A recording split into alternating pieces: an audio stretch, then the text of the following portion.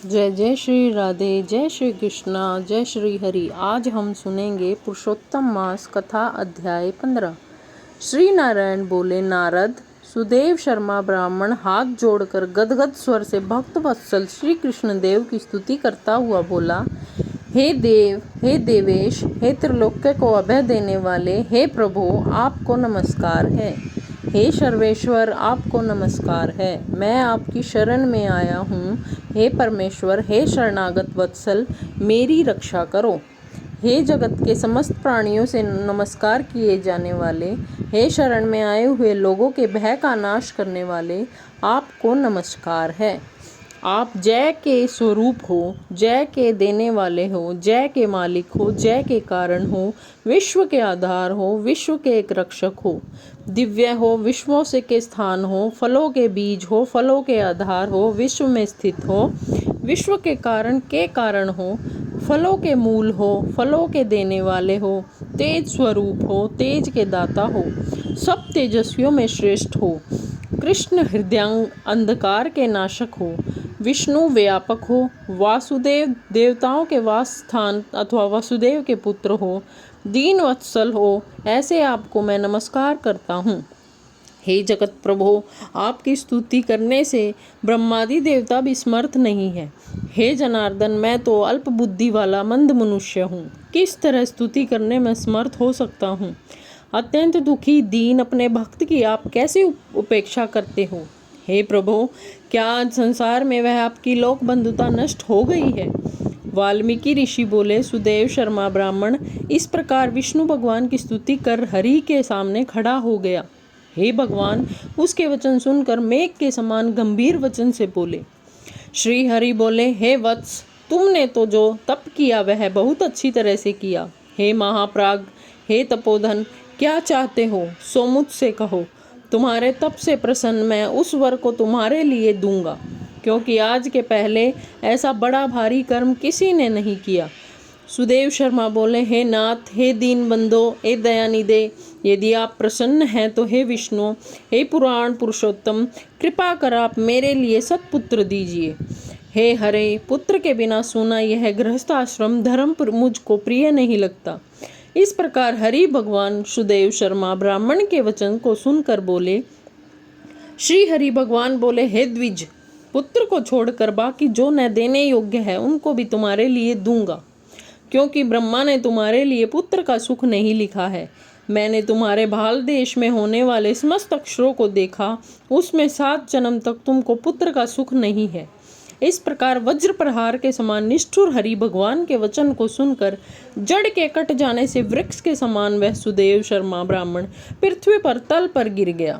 पति को गिरे हुए देखकर गौतमी स्त्री अत्यंत दुखित हुई और पुत्र की अभिलाषा से वंचित अपने स्वामी को देखती हुई रुदन करने लगी। कुछ समय बाद धैर्य का आश्रय लेकर गौतमी स्त्री गिरे हुए पति से बोली। गौतमी बोली, हे नाथ, उठिए उठिए, क्या मेरे वचन का स्मरण नहीं करते हैं। ब्रह्मा ने भाल देश में जो सुख दुख लिखा है वह मिलता है। रमानाथ क्या करेंगे। मनुष्य तो अपने किए कर्म का फल भोगता है। अभागे पुरुष का उद्योग मरणासन पुरुष को औषध के समान निष्फल हो जाता है। जिसका भाग्य प्रतिकूल है उसका किया हुआ सब उद्योग व्यर्थ होता है। समस्त वेदों में यज्ञ, दान, तप, सत्य, व्रत आदि की अपेक्षा हरि भगवान का सेवन श्रेष्ठ कहा है, परंतु उससे भी भाग्य बल श्रेष्ठ है। इसलिए हे भूसुर, सर्वत्र से विश्वास को हटाकर उठिए और शीघ्र देव का ही आश्रय लीजिए। इसमें हरि का क्या काम है। इस प्रकार उस गौतमी के अत्यंत शोक से युक्त वचन को सुनकर दुख से कांपते हुए गरुड़ जी विष्णु भगवान से बोले। गरुड़ जी बोले, हे हरे, शोक रूपी समुद्र में डूबी हुई ब्रह्माणी को उसी नेत्र से गिरते हुए असुर धारा से व्याकुल ब्राह्मण को देखकर, हे दीन बंधो, हे दया सिंधो, हे भक्तों के लिए अभय को देने वाले, हे प्रभु, भक्तों के दुख को नहीं सहने वाले, आपकी आज वह दया कहाँ चली गई। अहो, आप वेद और ब्रह्मा की रक्षा करने वाले साक्षात विष्णु हो। इस समय आपका धर्म कहाँ गया। अपने भक्त को देने के लिए 4 प्रकार की मुक्ति आपके हाथ में ही स्थित कही गई है। हे अहो, फिर भी वे आपके भक्त उत्तम भक्ति को छोड़कर चतुर्विध मुक्ति की इच्छा नहीं करते हैं। और उनके सामने 8 सिद्धियां दासी के समान स्थित रहती है। आपके आराधना का मातम मैं सब जगह सुना है। तब इस ब्राह्मण के पुत्र की वांछा आज पूर्ण करने में आपका क्या परिश्रम है? हाथी दान करने वाले पुरुष को अंकुश दान करने में क्या परिश्रम? अब आज से कोई भी आपके चरण कमल की सेवा नहीं करेगा। जो पुरुष के भाग्य में होता है वही निश्चय रूप से प्राप्त होता है। इसी प्रकार की प्रथा आज से संसार में चल पड़ी है और आपकी भक्ति रसातल को चली गई अर्थात विलुप्त हो गई। हे नाथ, आप करने तथा न करने में स्वतंत्र है। यह आपका सामर्थ्य सर्वत्र विख्यात है। आज वह सामर्थ्य इस ब्राह्मण को पुत्र प्रदान न करने से नष्ट होता है। इसलिए आप इस ब्राह्मण के लिए अवश्य एक पुत्र प्रदान कीजिए। सुदामा ब्राह्मण ने आपकी आराधना कर उत्तम वैभव को प्राप्त किया। आपकी कृपा से सांदीपनी गुरु ने मृत पुत्र को प्राप्त किया। इन कारणों से पुत्र की लालसा करने वाले ये दोनों स्त्री पुरुष आपकी शरण में आए हैं। श्री नारायण बोले, इस प्रकार भगवान विष्णु अमृत के समान गरुड़ के वचन को सुनकर गरुड़ जी से बोले, हे पक्षीवर, हे वैन्ते, इस ब्राह्मण को अभिलाषित एक पुत्र शीघ्र दीजिए।